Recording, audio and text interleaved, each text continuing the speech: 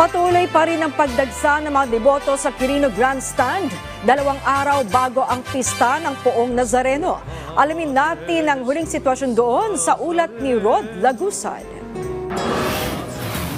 Galing pa sa Candelaria, Quezon ang mag-inang si Dina at Ampri. Nagpa-check up si Ampri sa PGH para sa kanyang kondisyon na cerebral palsy.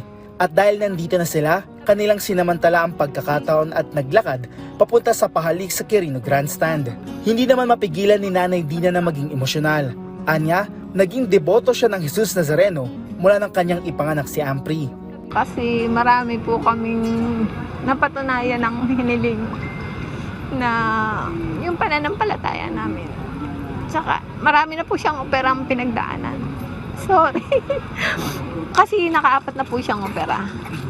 Last year po is parang hindi na rin matutuloy kasi kulang nga financial. Pero natuloy po. Si Ampri ay nagawang makapunas sa poon sa tulong na rin ng mga iyos na malaking tulong sa kanila. Anya, masaya siya na nagawa niya ito at hindi niya ininda ang kanyang kondisyon. More opo pagpapasalamat po. Kasi po naoperahan po ako. Safe po ako at magaling na po yung likod ko. Kasi po may scolio po ako. Ilan lang sila sa libo-libong deboto na pumila para sa pahalik kung saan bawat isa ay may kwento, natupad na panalangin o panata. At dahil hindi na tirik ang araw, mas dumami pa ang mga nakapilang deboto ngayong hapon. At kahit umuulan ay hindi ito alintana ng mga deboto. Dala ang kanilang mga payong ay hindi sila natinag sa pila, lahat ay nais makalapit sa imahe ng Jesus Nazareno. Inaasahan din bukas na masahaba pa ang pila at aabot sa bahagi ng Roas Boulevard para sa pahalik. At kasunod na rin ang pakiusap ng simbahan na iwasan muna ang paghalik dito at magpunas na lang. Sila ho ay may dalang panyo, tuwalya, yun na lamang po yung kanilang pinapahid at hinahalikan.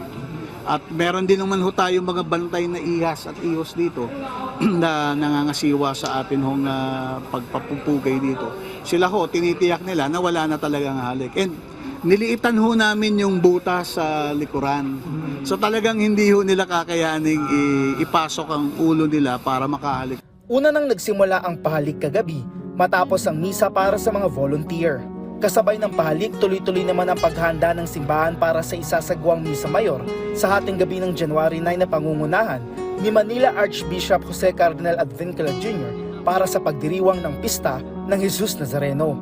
At kahit nakalis na ang traslasyon dito sa Quirino Grandstand, ayon sa Quiapo Church, tuloy-tuloy lang ang pahalik hanggat may nakapila. Rod Lagusad para sa Pambansang TV sa Bagong Pilipinas.